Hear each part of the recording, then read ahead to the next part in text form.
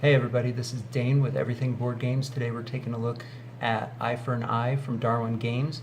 This is a really cool real-time strategy board game.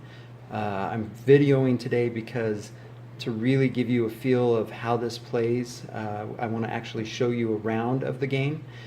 First though, I wanted to explain a little bit about what you're going to be seeing during the playthrough. Each player is going to take control of one of these chiefs of an Oculite tribe. This happens to be Chief Grubik.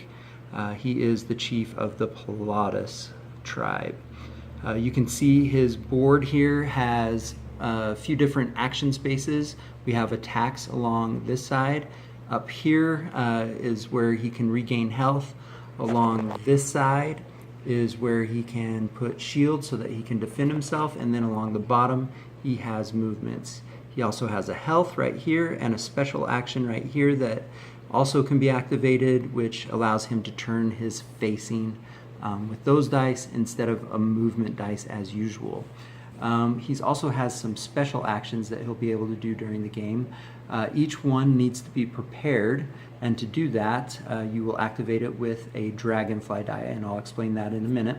Once it's activated, he flips it over, or not activated, but readied, he flips it over, and then down here to activate this specific action, which is called leap, he will need to get at least one eyeball die, and I'll explain that in a second too.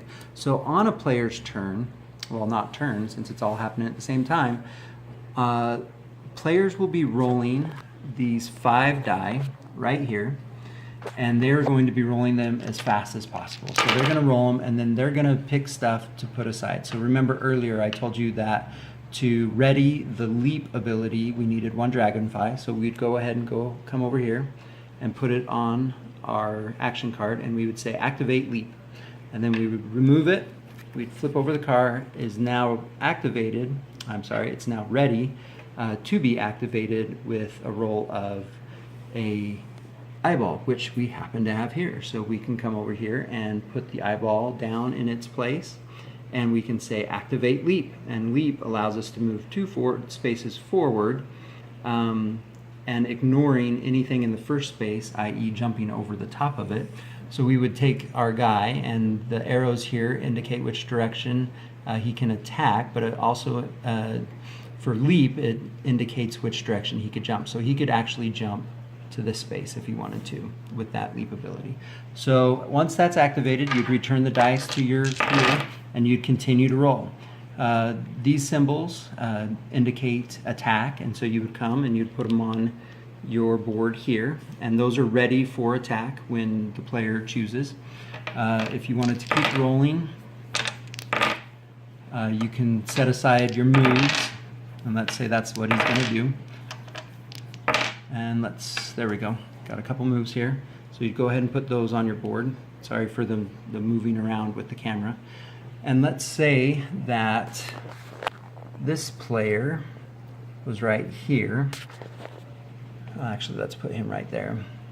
The player of Chief Grubik here could say, I'm going to use these 2 dice to move twice. So we'd take them off the board and say move twice. And we'd come over here and he'd go move, move. Now he is in range for his attack, and the player that he's going against from the Hydrus clan here is in his facing for an attack. So we go back over here and he'd say attack 2. Okay, and so what would happen is we've got these cups and these life tokens. So player for Chief Grubik would take 2 of the life points from the Hydrus chief and put them in his cup. Now the idea is at the end of the round, whoever has the most life points in their cup is the winner, and will get a certain amount of points based on how many players there are when the round ends. And then the game is played over several rounds, and you add up the total of all your points from all the rounds, and whoever has the most points at that point wins. Now let's go ahead. We're going to set up for a 2-player game here and play a quick round to show you kind of an idea of the craziness that happens with it being real time. We are going to show a quick practice round or round of eye for eye. And I've got two little helpers here. Helper number 1, helper number 2. And they are going to play with Chief Riparan of the Hydrus clan. And we're going to have the Chief Grublik from the Polydus clan. They're going to be using their special powers, so we're going to keep an eye out for that. And we're going to listen for when they call out what they are doing. This will be a 5-minute round, and it's going to start. You guys ready? Now. Moving 1. Moving Ready? 1. Thunderstomp. Wow, that was fast. Remember, you can't keep Attaching all your eyeballs to- on there. Spears. Moving 1. Attaching the next another spear. Moving 1. Remember, don't rotate yourself when you move. Moving 1. Oh, he's going to stay out of range of that thunderstorm. Somebody dropped a dice. Oh, he's got to get back in the game. Move 1. Attaching 1.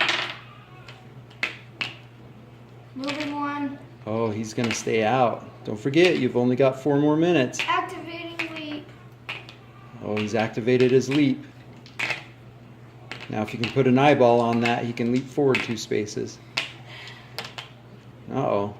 Somebody's just going to wait for somebody else to come in. Did you just leap? Okay, unactivate it. There you go. Activating leap. Oh, he's going to try it again. Leaping. He's leaping again. Attacking you for 4. Oh! He leaped right into trouble. Doing the thunderstomp. All right, so that's 4 unblockable. It's technically 6 unblockable, but you spread them around to everybody. Doing 3 Put to that in the him. cup. 3 hits. Put them in the cup. Not wrong cup. That's okay. Hurry, he's gonna do some more hits to you. Doing 4 hits. Oh, 4 more hits. Did you get that shield there in time? Yeah. You didn't call it though, so tie goes to the person who calls it. So 4 hits. And he's gonna be relentless. You gotta hurry. Attacking you 3 times. Okay, block 2, so take 1. Move 1. Move 2. You only moved 1 though. Activating leap. Move 3. Oh, hey, you gotta deactivate your Thunder Stomp, bud. Okay, leaping. Attacking 2. Did you Attacking just 2. rotate? Okay. Attacking 3. Attacking 1. Okay. So Attacking it looks like player 2 is done. Okay, that was a quick run through of an eye for an eye. You can see there's a lot going on during the game, a lot of movement, a lot of actions. Everybody's having to keep track of a lot of different things. The action is very fast as you're just rolling dice, placing dice, and then activating those dice.